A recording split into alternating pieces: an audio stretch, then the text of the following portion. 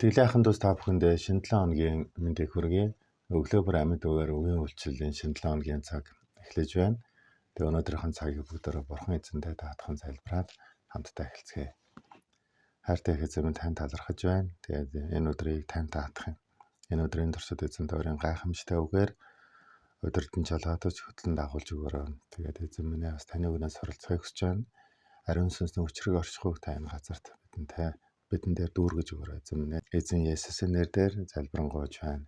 Амен. За бүгдээр хамтдаа өнөөдөр 2 дугаар хаад номын 4 дугаар бүлгийн 2 дугаар ишлэлийг уншицгаая. Элиша түүнд чиний төлөө юу хийх вэ? Гэрт чинь юу байгааг надад хэлээч гэв. Тэр эмэгтэй шивгчэнд тань ганц варт тосноос өөр юу ч алга гэж хэлвэ. Өнөөдрийн ишлэл дээр төвлөрөөд бүгдөө эндээс бас яг чухал сургамжийг хүлээж авцгаая. Ер нь бол яг энэ түүхэн дээр гардаг шиг яг бидний бодит амьдралд ч гэсэн бид хүн нэг бүр өөрийнхөө амьдралдтай юу ч байхгүй мэт, юу ч хөө болсон мэттэй мэдрэмж үргэлж тийм одоо төрж идэг. Бүх зүйл дуслаа. Одоо надад ямар ч боломж алга гэх мэт чинь одоо тийм мухардсан үедээ бас энэ хөө мухардмал одоо бодол дотор тийм ээ өөрсдийгөө хүлж идэг баг. За тэгвэл бид нэр өнөөдөр Библийн түүхэн дээр саяны түүхийг бид нар харах юм бол тийм ээ энэ эмэгтэй ч гэсэн одоо яг хүнд нөхцөл байдалд орсон үедээ тий надад одоо юу ч үлдсэнгүй одоо би яах вэ гэж тийм одоо санаа зовж байгаа. Саяны үгсээс дээр харах юм бол Бурханы хүн Элиша түүнд асуухад тэр эмэгтэй хариуд нь шивгчэнд тань тэгээ одоо юу ч байхгүй. Тэгээ надад одоо ганц ширхэг ваар тосноос өөр юу ч алгаа гэж. Өөрөөр хэлбэл тэр тос бол өөрт нь бол тийм чухал одоо тэ зүйл байгаагүй. Тийм учраас тэр хэдийн нэг жоохон ваартай тос байгаа ч гэсэн надад юу ч байхгүй гэж тийм одоо тэр эмэгтэй одоо хэлсэн байна. За үргэлжлүүлээ бид нэр одоо Бурханы хүн болох Элишагийн асуултыг үргэлжлүүлээд харах юм бол чиний гэрт юу байгааг надад хэлж өгөөч гэж. Тэгэхээр бид ихэвчлэн өөрт байхгүй зүйл рүүгээ илүү анхаарал төвлөрч, гутарч тийм ээ бид ундаг баг. Жишээ нь мөнгө байхгүй, тэ аяас байхгүй, чадвар байхгүй, боломж байхгүй тийм ээ. Эсвэл өөр хин нэгэнтэй харьцуулангуудаа тэр хүнд байгаа зүйл надад байхгүй гэх тийм ээ харьцуулдаг, боддог. Элиша түүнд мэдээж яг одоо нөхцөл байдлыг нь мэдчихсэн баг тийм үү. Өрөнд орцсон тийм одоо эмэгтэй. Тэгтээ тэр эмэгтээс асуусан асуулт нэг сонирхолтой. Чиний гэрт юу байгааг надад хэлж өгөөч гэж. Өөрөөр хэлбэл өөрийнх нь дотроос өөрийнх нь гэрт байгаа, өөрийнх нь дотор байгаа зүйлийг эргээд өнгөж харах. Хамгийн түрүүнд байхгүй гэдэг асуултан дээр төвлөрч өөртөө байгаа зүйлээ анзаарахгүй байх биш. Харин одоо тэр байхгүй гэдэг асуултанд төвлөрснөөс илүүтэйгээр илүү гүн рүү анзаарч, татгшоогоо анзаарч өөрт яг юу байгаа вэ? Байгаа зүйлээ тийм ээ тодруулж, байгаа зүйлээ илэрхийлж гаргахаар тийм ээ одоо яг тийм одоо чухал асуултыг одоо түүнд одоо тавьсан байдаг. Тэгээд тэр эмэгтэй хариуд нь хэлж байгаа тийм надад ганц сав тосноос өөр юу ч алгаа гэд. Өмнө нь олон л хүн дээр очсон байх, олон л арга замыг хайсан байх, тэ өрнөөсөө яаж гарах вэ, хүүхдүүдээ яаж хамгаалж үлдэх үү тийм ээ. Тэгтээ ерөөсөө энэ нэмэгтэй өөрт нь ганц ваар тос тийм одоо байгааг сүулт нь тийм ээ. Одоо Бурханы хүн хэлэх үед анзаарч тэрийг одоо гаргасан. Надад энэ л байна гэд. Түүний хувьд тэр тос нь юунд ч хүрэхгүй үн цэнгүй зүйл байж болно тийм үү. Үн цэнгүй. Заримдаа бид нар яг үнэндээ энэ эмэгтэй шиг бидний амьдралд байгаа нэг жоохон зүйлийг бид нар ямар ч үн цэнгүй гэж үздэг. Энэ юу ч болох вэ те энэ ч одоо ямар ч нэмэртэй байх вэ гэж тийм ээ боддог. Заримдаа бид нар тийм ээ хэн нэгэн одоо хүнийг харахтаа басдаг тийм ээ. Энээс ч одоо ямар ч хүч гарах вэ. Тэгээ энээс ч одоо юу гарах вэ? Манай энээс одоо ийм гарахгүй дээ. Энэ дээр гэж бид нар боддог. Тэгвэл бид нар энэ үйл явдлыг бид Бурханы нүдээр тийм олж харах юм бол өнөөдөр ч гэсэн Бурханы гайхамшиг эхлэх тийм өчүүхэн зүйл, Бурханы гайхамшиг бий болох тэр жоохон зүйл бидний дотор байдгийг өргөлдөж Бурхан тийм одоо сануулж байгаа. Тийм учраас эзэн яддаг чамд юу байна вэ гэж тийм ээ. Элиша зүгээр гаднаас өөрийнхөө тэр эмэгтэй ямар ч оролцоогүйгээр өөрөө ямар нэгэн шинж тэмдгийг бий болгож эсвэл өөрөө авчирсан ямар нэгэн зүйлээрээ түүнийг өрөөгөөгүй харин тэр эмэгтэйгийн дотор байсан өчүүхэн жоохон зүйлээр дамжуулан түүнийг өрөөсөн байдаг. Энэ бол Бурхны гаргалгаа, энэ бол Бурхны арга зам юм аа. Бурхан тийм ээ бидний жоохон ч гэсэн итгэлийн оролцоо бидэнд үнэхээр тийм одоо түүнд итгэх итгэлийн оролцоо одоо байх нь чухал байдаг. Тэгэхээр надад байгаа ганц зүйл, надад байгаа жоохон зүйл юу вэ гэдгийг бид өнөөдөр тийм ээ бодох хэрэгтэй. Магадгүй энэ нь өнөөдөр таны тийм ээ Бурханд итгэх итгэл байж болно. Христэд итгээд удаагүй ч гэсэн өчүүхэн жоохон бүрэлдэн бий болж байгаа энэ итгэл тийм үнэхээр байх үед эзэн өөнийг хангалттай гэж хэлэх болно.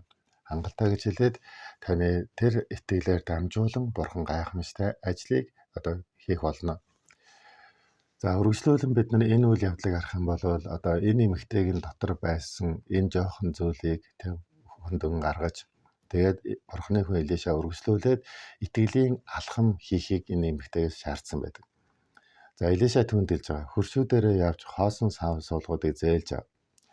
Цөөнийг бөө ав гэж тийм ээ тодорхойлсон ба. Тэгээд дарааны үг хэлсэн бэхээр хаалгаа хаагаад тэр бүх савнд тийм ээ одоо тосоо юулээрэ гэж тийм одоо хэлж байгаа. Тэгэхээр энэ дээр за нөгөө эмэгтэй маань тосоо жижигэн одоо варта тос гаргалаа оллоо. За тэгэнгүүт Бурханы хүн за өргөжлүүлээд айлуудаар явж том сав цуглуулаа гэв. Энэ бүхэл үгнүүдэд энэ бүх дараалсан тэгээ одоо энэ үгнүүдэд энэ эмэгтэй бол маш дуулууртай тийм одоо дагсан байдаг. Энэ нь бидэнд өнөөдөр юу сургаж байгаа гэхээр Бурханы үгэнд дуулууртай бай гэдгийг бидэнд сануулж байгаа. Бурханы үгэнд дуулууртай байх юм бол та үнэхээр өрөөгдөнө. Эзэн танд жоохон байгаа зүйл дээр чинь эзэн өрөөлөө бэлхааж асгаж тийм үнэхээр дүүрэг хийх хүсэж байгаа. Эсвэл жоохон байгаа хүчийг эзэн аривжуулахыг хүсэж байгаа. Жоохон байгаа эд хөрөнгийг эзэн үнэхээр тэргээр гайхамшигтай зүйлийг эзэн хийж бүтээхийг хүсэж байгаа. Тэгэхээр бид нэр эхлээд асар том зүйлийг харах биш. Эхлээд асар том зүйл байвал л бүх зүйл болно гэж бодох биш. Харин бид Бурхантай харилцах харилцааны хамгийн үнцэнтэй зүйл нь итгэл байдаг учраас итгэл гэдэг энэ жоохон зүйл таны амьдралд байх юм бол энэ итгэлээр дараагийн үйлдэлүүдийг бид нар хийх ёстой. Тэгэхээр энэ нэмэгтэй дараагийн үйлдэлүүдийг хийгээд хөршүүдээсээ сав цуглуулсан байгаа. Тэгээд хаалгаа хаагаад гэртээ ороод дарааны нэмэгтэйгийн энэ Бурханы хүн хэлсэн тосоо тусаах тийм ээ энэ үйл явцыг энэ нэмэгтэй тийм одоо хийсэн байна. За хаалгаа хаана гэдэг нь хаалгаа хаахын утга учир нь юу вэ гэхээр энэ бол амьдралын гайхамшиг өөрчлөлт нь гаднаас биш харин дотроос эхэлдгийг тийм одоо бидэнд маш тодорхой илэрхийлж байгаа. Энэ бол бас татгшоогоо төвлөрөхийг хэлж байгаа. Тэгэхээр өнөөдөр итгэлийн үйлдэлийг гүйцэтгэхэд бид нар төвлөрөл хэрэгтэй.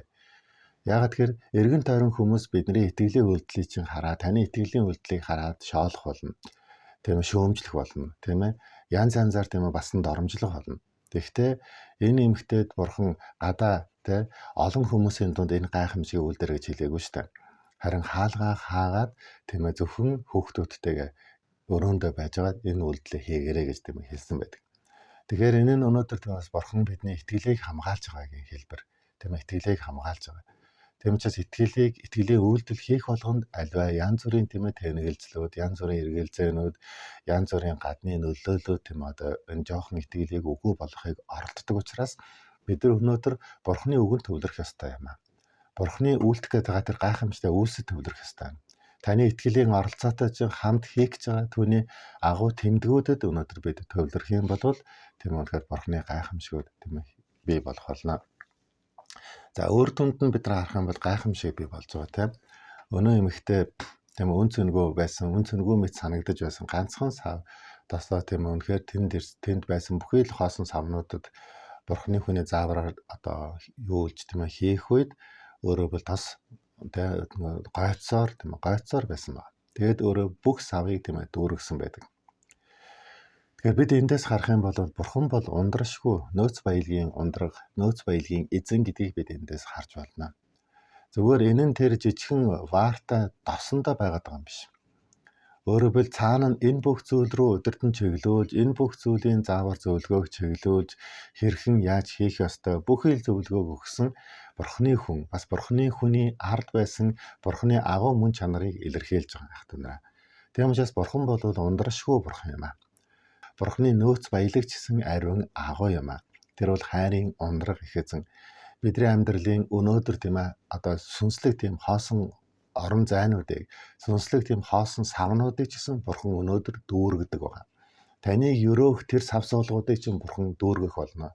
Таны өрөөх тэр бүхий л талбаруудыг чинь бурхан тийм ээ ундрашгүйгээр тийм зутхан тэгээд дүүргсээр байх болно. Тийм учраас өнөөдөр тийм ээ бид нар өөрсдийнхөө дотор үнцэнгүй хоосон гэдэг тийм мэдрэмжүүдээс бүгдээрээ салцгаая. Надад юу ч байхгүй гэсэн тийм одоо итгэлгүй бодлоос бүгдөө чөлөөлөгдцгөөё. Эзэн бидэнд ямар нэгэн зүйл байгааг үргэлж сануулдаг. Байгаа тэр жоохон зүйлийг агуу бурхан эзэн дундрашгүйгээр нөөц баялагын эзэн бурхан өөрөө аривжуулж, өрөөж, эвээдгийг энд маш тодорхой тийм ээ бидэнд хэлсэн байна. Тийм учраас ах トゥ нараа бидний эзэн Есүс Христийн хайр бол ундрашгүй юм. Түүний өршөөл инрэл нэгүсэл ундрашгүй юм. Түүний бидэнд өгдөг амар тайван ундрашгүй. Түүний бидний амьдралыг хангадаг, бэлхаадаг тэр хангалт болгон дүүрнэс дүүрэн бидний амьдралд бууж ирдэг юм аа.